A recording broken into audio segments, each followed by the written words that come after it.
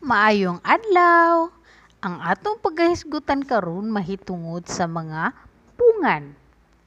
Nakaila ka ba kung unsa ang mga hulagway?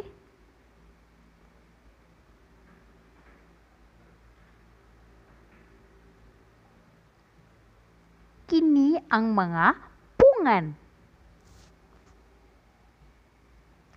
Unsa ang pungan?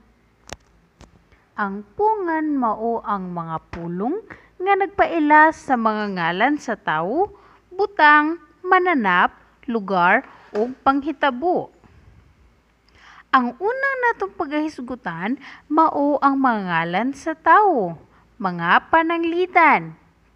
Si President Rodrigo R. Duterte, si Maricel, amahan, si Lolo ug si Lola. Ang ikaduha mahitungod sa mga ngalan sa mananap. Mga pananglitan, kabayo, iro, iring, ug baka. Ang ikatulo mahitungod sa mga ngalan sa butang. Mga pananglitan, sapatos, bag, libro, og bola. Ang ikaapat mahitungod sa mga ngalan sa lugar.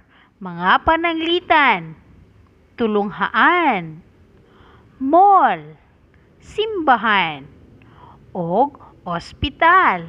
Ang ikalima mahitungod sa mga ngalan sa panghitabo. Mga pananglitan, sinulog, bunyag, sunog, og bagyo. Mao kini sila ang gitawag og pungan.